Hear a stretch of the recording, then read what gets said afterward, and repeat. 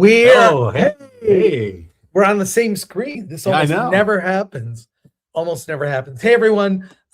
This is day 4 of CinemaCon in Las Vegas.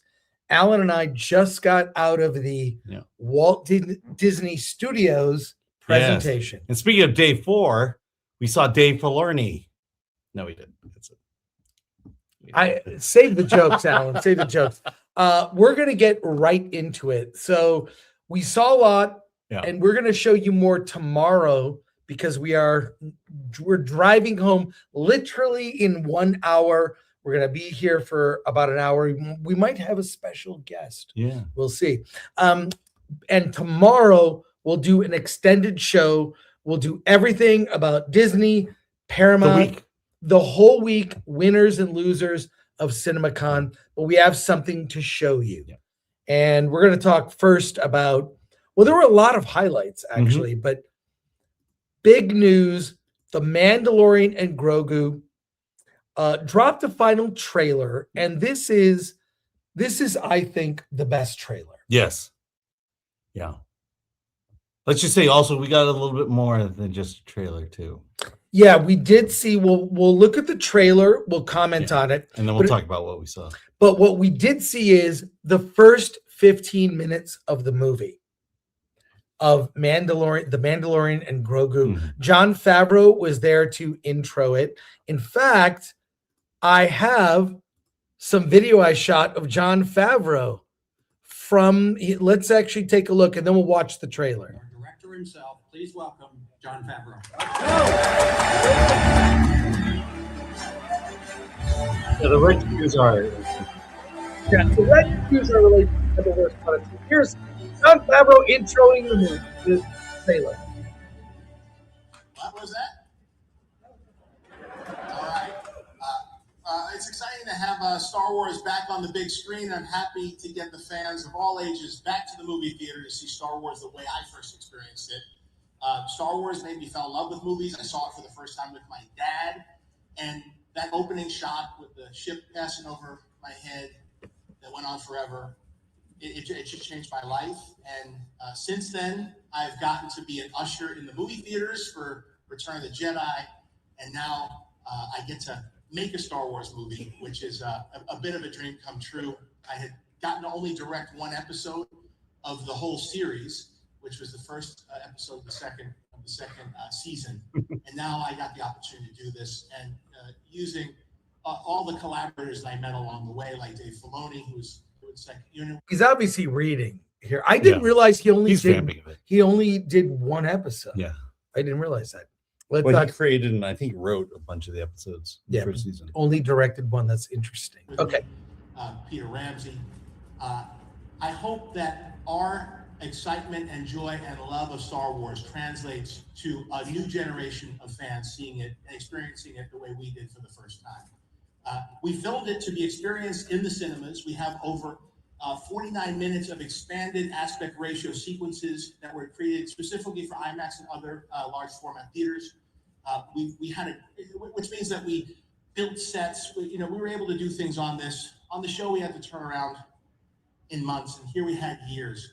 So we got to use practical sets, stop motion animation for creature work. We got to do a lot of beautiful work that ILM did digitally. We also got to do motion control miniatures that John Goodson and John Knoll put together. So it's been a real dream project. And we had a great time making this film. The performances from Pedro Sigourney and Jeremy Allen White are terrific. They're great in it. As I said, ILM has now done itself with the visual effects, and I'm fortunate to have a brand new score from now 3-time Academy Award winner Ludwig Göransson bringing an epic feel to this movie.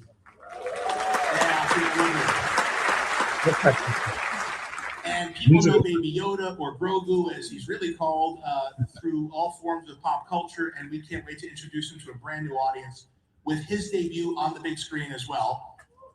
And having the opportunity to continue the legacy that George Lucas created by bringing Star Wars back to the big screen is a real honor. And we do have a brand new trailer that is dropping later today. And I'm happy to announce that our tickets are going to be going on sale tomorrow. But we want you to be the first people to see this trailer. So let's take a look. Thank you.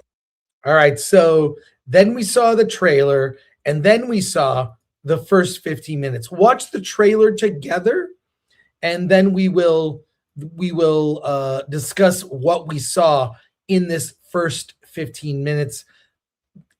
If you consider that a spoiler, which I guess it would be a spoiler of what happens in the first 15 minutes, it's inconsequential. It's not really, it's sort of, all right, let's just watch. You could spoil the first 15 minutes. All right, here we go. It's good. We've all heard stories of the Mandalorian bounty hunter and a child. I only hunt Imperial war criminals. I'll take out every bad guy in your deck of cards.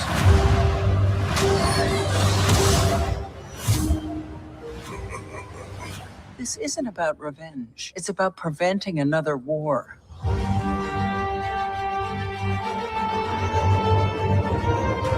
Before going into harm's way, check your armor first. We're protecting Star everything Wars. the rebellion fought. They're allowed to do that. Look at her in an luck. pilot outfit. You're gonna need it.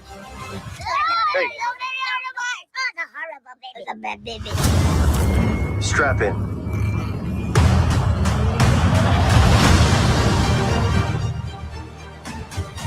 We need a professional. Hang on. What happens when you're not there to protect him? You good?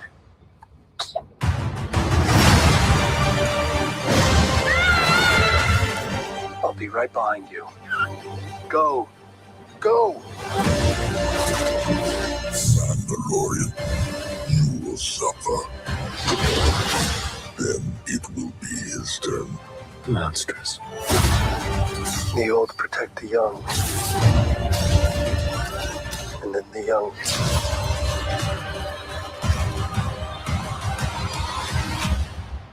Protect the old. It's time.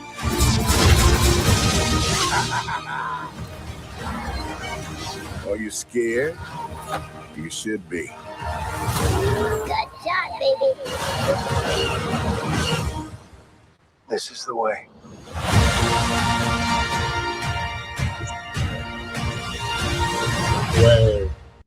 All right. So then they announced, of course, tickets on sale. But that trailer, it's the best one. Mm-hmm. I'm not saying it's a great trailer. I'm saying it's the best of the of the Mando trailers. I feel like saying that if you just forget that the first 6 movies exist, you're going to say Mandalorian Grogu looks pretty good. And based on what we've seen, this movie is for kids. It truly is. It's a movie for kids and families. Mm-hmm. I think that older Star Wars fans like you and I probably not going to be as into it. Yeah. I mean, okay, so the first 15 minutes, it's that the wintry scene, the AT-ATs. I think, look, I'm going to come at it from someone who didn't really watch The Mandalorian, didn't watch a lot of the Disney Plus Star Wars until I had to for this. But I found myself intrigued to the point where I'm not dreading seeing this movie. Well, let's talk about the first 15 minutes. It opens with a paragraph describing that the galaxy is run by warlords now. Yeah. In light of the Empire being It's kind of gone. like the Nazis after World War II. Right. You know, they're in South America. That's the kind of vibe. They're hiding out. So the warlords and the Mandalorian is tracking down former Imperial leaders with a deck of cards. He's taking them out one by one. He's been hired by Sigourney Weaver's character, who works with the New Republic. We didn't see that scene with her in the X-Wing, but the opening scene is it's a card. So you're seeing him take one of the cards, the guy he has to bounty hunter. Well, and that's the first 15 minutes. So it's basically he's trying to get this warlord. He breaks into a facility. Mando takes out all of his guy's soldiers. This warlord goes on the run in an AT-AT, and Mando and Grogu go after him and take out. I mean, Luke took out one AT-AT. They take out almost like three, and finally get to the warlord. He's in a ship, and I won't tell you exactly what happens, but Mando then goes to Sigourney Weaver's character. I was really surprised. And the credits, the way the credits played, was like a TV show. Yeah. They just played over what was happening. Yeah. It felt the effects felt big. The story felt very small. Yeah. From a story structure standpoint, it's like Indiana Jones. There's that first scene, the first sequence where he goes and does something that leads into the bigger story. That's what this is. Mando goes out and does something, and then that leads to the bigger thing. What I like about this is, one, it's cinematic, so it doesn't feel like the TV show. And I think it's a good idea that Jon Favreau is making this. It feels like an adventure. And again, I'm going to reiterate: just forget that the first 6 movies exist. You're just on this kind of Western adventure in the universe, in the Star Wars universe. And, so far I'm not seeing, other than the fact that we have baggage with this movie, it looks like an adventure film, a sci-fi adventure film. Let me go into it a little bit more. So he returns after dealing with this warlord. I won't tell you the circumstances and how that ends up. And he's talking to Sigourney Weaver's character. She gives him, here's the next person she wants him to go after. And she gives him kind of an advance on future work, a new Razor Crest. It's a new old stock, brand new, and he can take it as partial, as payment for the next job he's going to pull. Yeah. And he has to embed himself with the Hutts. So he's on it. I was really surprised how much we saw of the movie and that first 15 minutes. But I'll repeat, while it looks bigger in scope effects-wise, in terms of the sets, the characters, the AT-ATs and ships, the story just felt very small and episodic. So it looks fine. It is familiar, but it's not, just from a story standpoint, I'm not engaged in his journey. What's Mando's journey? Yeah. This may as well be, and I don't mean this as an insult to video games, this may as well be the like Star Wars full motion video story wraparounds to a video game story. It's, I got to take out this guy, I do this guy, level up my armor. It just felt like a very small story that wasn't really personal, or a journey of, I feel like we saw the journey of the Mandalorian in the series in terms of his personal journey, and all of that was resolved, including with Grogu. And this is just, well, we need to have him do something. So basically, feels like a video game. Not for me. Kids and families, I think, will actually really love it. And I do think, I heard from someone that said that walk-up business for this movie could be big. That it's Memorial Day weekend, which is normally the weekend for Star Wars movie. So I do think it could do well with Star Wars. With just, I'm going to take my kids to see it because they want to go to the theater. So again, forget the 6 movies exist.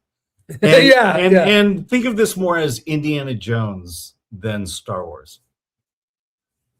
Yeah, so we'll look at a few questions.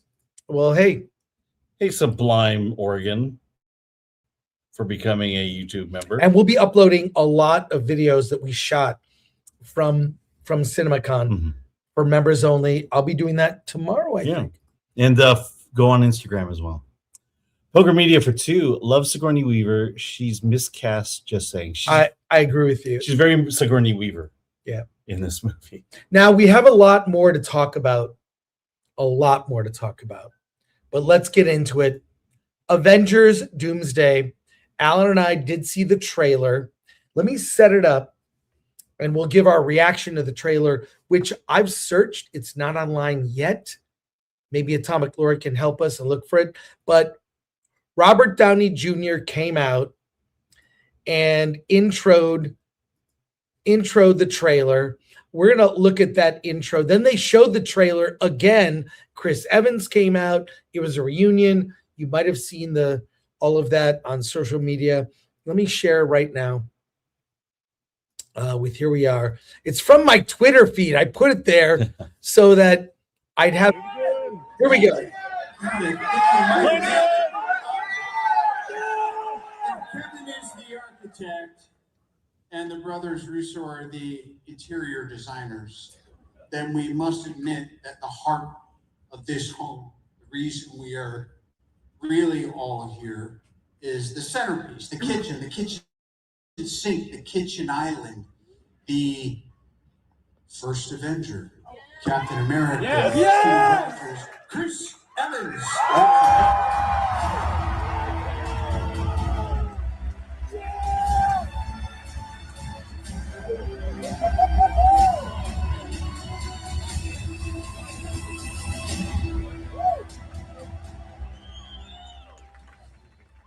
Hey, everybody.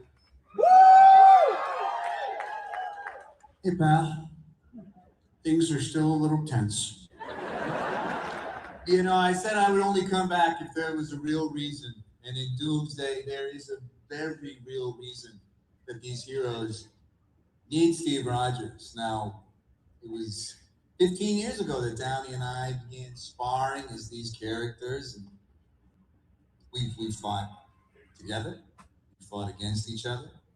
Sometimes on the same team. But this guy you've made, this guy, I love you, Downey, but this guy, I don't like him. I don't like him. Them's fighting words.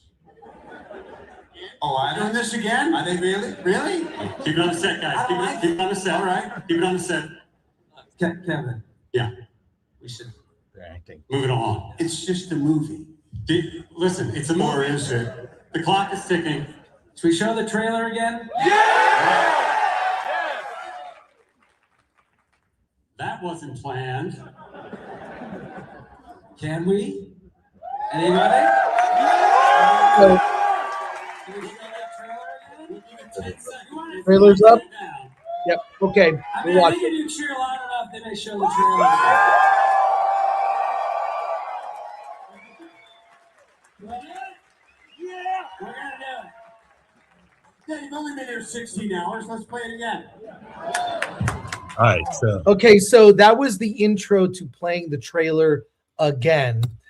It just went live. I mean, as we were, where is it? is that? No, these Oh, are here we go. Well, no, these are all no. they're all not- teaser trailers. They're all 1.5 no, they're minutes. all fake. Those are fake, Alan. Are they okay? Where is it? Let me see. Trailer leak. Okay, this one's from the Russo brothers YouTube page. It's only 53 seconds. That's not the trailer. Okay. Okay, well, So you're not the gonna- trailer's not live. Okay. I'm doing the search. Okay, so but they showed the trailer. We can talk. Here's the intro that Downey did here. We love movies, and we used to sneak into those shows from a We young can play that, but let's actually talk about what we saw in the trailer. Yes. So it's not live. They're I not know, I'm putting it just live. checking. The one thing that they did was they introduced a thing called Infinity Vision. Now, I don't think that's the correct spelling. It's Infinity with T-I.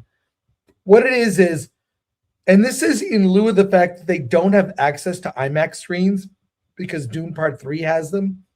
What they're doing is they're rating screens across the country based on the biggest screens Yeah. and the best sound, and they're branding it Infinity Vision in lieu of not being able to play the movie on IMAX screens. They're calling it Infinity Yeah. Vision. So you can have a screen at your theater that is rated Infinity Vision, which is just something Marvel made up.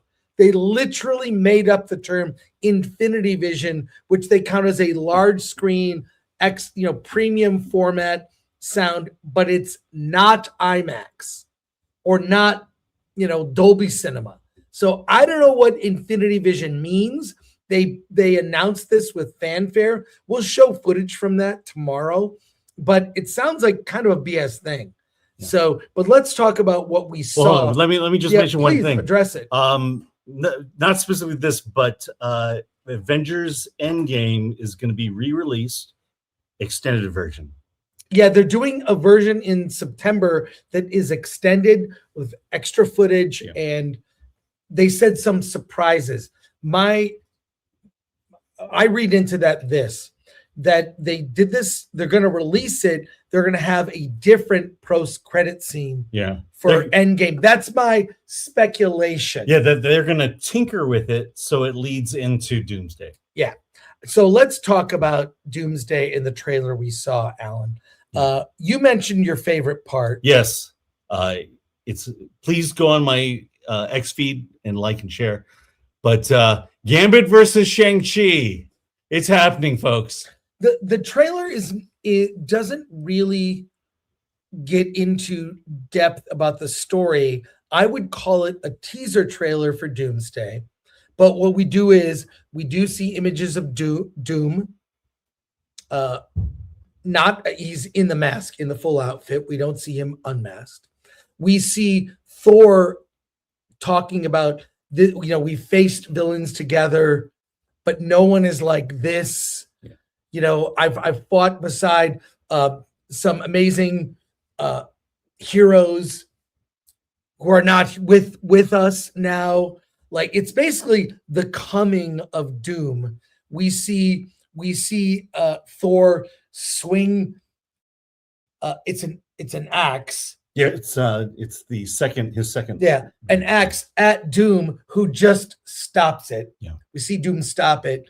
Then so he's basically, Thor is like warning these other planets, these other this villain is unstoppable. This villain's unstoppable. Unlike Thanos, basically. Yeah. And then he finally meets Steve Rogers, who kind of just lifts his hand, Mjolnir. And he pulls Mjolnir, and so he's got the hammer. And then we see like a montage. We see a montage of these heroes. You see Shang-Chi fighting Gambit. We see Professor X and Magneto.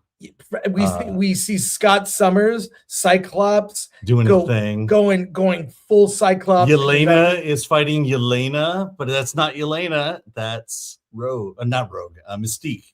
Yeah, so we see Mystique is acting as Yelena. So it really is more of a teaser trailer. It was under 2 minutes. Yeah, you know what it is? Like when they did the previous teasers, you saw a second of the heroes. Now you're seeing 5 seconds. Yeah. So it's more extended cameos, which is, people look, the response in the room was big, but my issue is there's still no story. We haven't seen that. The other thing was the experience of seeing that trailer in the theater with Disney maniacs, Disney fans. It was kind of distracting because they loved everything. I'm not just talking about Doomsday. Other trailers we saw, they were just woo, woo. Yeah, when Ice Age came out. Everything. Yeah, Ice Age. They were excited for Ice Age. So these were the faithful, and they were really into it. They were really into it. I was just like, oh, it was good. It was good. Stormbreaker, that's what it was. Yeah, Stormbreaker. Thank you, Lori. But it's more of a tease. Nothing really about the story. Nothing. We didn't really get full Doom. Yeah. We saw Doom, but he didn't do much other than stop Stormbreaker, like in its tracks. I mean, this is what we got. We got Doom is bad, and we see how bad and powerful he is. And then you got all the cameos you've seen in the past extended. So it's not a quick second, it's extended out. And there's a lot of Wakanda, a lot of Namor. And I think those are the only two. Look, I don't think the trailer is a fail, like those 4 trailers that connected, those kind of landed with a thud. I do think this is a good teaser trailer. It is a very good teaser trailer. It's like a picture of steak. This will get people excited, whereas the other trailers did not. Yeah. But we didn't really see enough. I don't think we saw enough to judge, to be honest. Well, that's what I'm saying. It's a picture of steak. You're looking at a really nice slab of steak and you want to eat it. That's what we got. Yeah. No more, no less. Yeah. So we can watch this. This is a short video that I shot of introing the but actually, no, it's like 3 minutes. If you want to see more of this, because there's we'll play it. We'll play it. Be blown away, transformed by the spectacle and the drama that was created there between artists and audiences. These scripted speeches are always kind of lame, to be honest. Yeah, all of them, all week. Yeah. And one piece of, I don't think they're moving that date. No, they're not moving the date. It's December 18th. Yeah. It's just now I have a theory. Okay. I have a theory that they're going to start this, Infinity Vision thing. But what they're going to do is they're going to sell early access tickets to IMAX screenings the week before. That'll be fan screenings, and there'll be a bunch of them, and so people will pay. They'll be 100% full. Yeah. I predict they'll do that on the 11th. It's just, it'll still open wide on the 18th. Expect to see fan access events. And I bet those tickets go on sale in September when Endgame gets re-released. Mm-hmm. So just, again, a theory. They want to take advantage of those empty IMAX screens. So on the 11th, just, again, I have no inside information. You heard the breaking news first. I'm not breaking news. This is speculation, but I think they're going to want to get some extra cheddar, and they'll soft open a week early with limited screenings to spread the word. It does sound like, from what we saw of all the video, they are very confident in this film, in spite of, and we'll talk about this tomorrow, in spite of all the layoffs that have happened at Marvel. Yeah. And I have a list of news stories. Tomorrow's Film Threat Live on Friday is going to be a long show. We have no reviews. We're going to review movies that open this week. Next week, we'll do a catch-up stream on our Wednesday show. We're just going to do news tomorrow. So tune in Friday. We'll do that. But but breaking news, it was broke here at Film Threat first. There will be I'm giving an educated guess, Alan. It's an educated guess. You got to know how to make things viral. That's all I'm saying. Yeah, and it's possible that the trailer drops tomorrow. Yeah. Or later tonight. Normally, when they drop trailers, they drop them in the morning. I think they don't want to take away from Mandalorian and Grogu. So that trailer drops tonight. Tickets on sale tomorrow. Doomsday trailer may drop. They usually drop trailers with something strategic, marking a date or marking like tickets on sale, etc. There's a reason. There's actually no reason for them to drop this trailer now, other than to give people the confidence. Look, if you look at the way Marvel has done things, they don't post a trailer of the next movie. They post trailers of the next movie, and the next movie is Spider-Man. Yeah. And so you're going to now start seeing the buildup for the Spider-Man movie. Once Spider-Man has been released, then it's all going to be Doomsday. Yeah. I'm seeing a lot of people in the chat here, but we're not doing this at our normal time. So I think we're going to leave it there. We're going to leave it there, Alan. Yeah. And we are going to do, like I said, a longer show on Friday where we'll go into all the details of Disney, what we saw from Paramount, how exhausted we are. I think Alan and I are both really anxious. But also we got a long drive. Also stick around because we may be doing a road stream. We might do a road stream. We'll see. We'll see. It depends on how someone's feeling. I'm tired as hell. If I have to decide now, we won't do it. We have a lot more we'll get into. We'll see you Friday. We'll see you Friday morning. Tomorrow morning. Bright and early at We'll 9. see you tomorrow morning. 9 a.m. for a longer Back in show. Los Angeles. We're doing news only and CinemaCon wrap up. And just want to thank. Back in Los It was Angeles. fun hanging out with Alan all Yeah. week. We had fun on the show. If you All not, the swag we got. oh my God, we are coming back with a bag of candy, Yeah. and we will both be dead from drinking it. I'm pretty sure. I'm not eating this candy. Yeah, it's too Just much. for my family. It's too much. But see you tomorrow, and Or Alan, maybe in 3 hours from now. we'll see. All right, Alan.